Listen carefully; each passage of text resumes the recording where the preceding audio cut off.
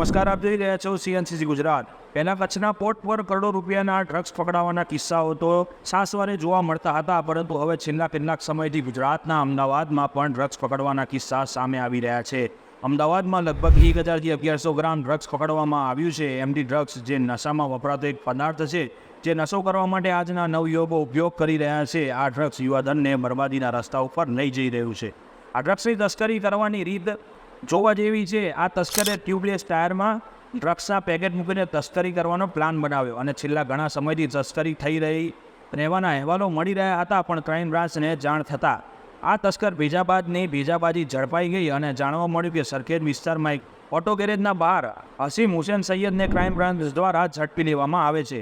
વધુ તપાસ કરતા આરોપી રાજસ્થાનના ઉદયપુરથી આ તસ્કરી કરીને લાવ્યો હતો. ઉદયપુરમાં અતિક નામના વ્યક્તિ જોડેથી આ એમજી ડ્રગ્સ ખરીદવામાં આવ્યું હતું અને ગુજરાતના અમદાવાદ શહેરમાં લાવવામાં આવ્યું, પરંતુ ક્રાઇમ બ્રાન્ચની સતર્કતા અને નિષ્ઠાપૂર્ણ કામગીરીથી આ ડ્રગ્સને ઝડપી પાડવામાં આવ્યું. આ એમજી ડ્રગ્સ લગભગ 1 કરોડ રૂપિયાનું મૂલ્ય ધરાવતું તે આજે ઝડપી પાડ્યું અને આરોપીઓને સજા કરાવવાનું કામગીરી.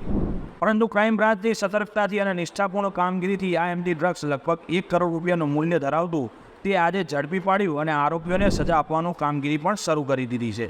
ડ્રગ્સ જે યુવાધનને સંપૂર્ણ રીતે ખતમ કરવાનું કામ કરી રહ્યું છે. ગુજરાત સરકારે આના ઉપર અગ્રેસર રહીને સત્વરે પગલાં લેવા એ જરૂરિયાત બની છે અને જે સાબિત પણ કરી રહ્યું છે કે છેલ્લા ઘણા સમયથી અમદાવાદ અને ગુજરાતમાં લગભગ કરોડ રૂપિયાનું ડ્રગ્સની તસ્કરી કરતા આરોપીઓને ઝડપી પાડવામાં ક્રાઇમ બ્રાન્ચ અને પોલીસ સફળ પણ નીવડી છે.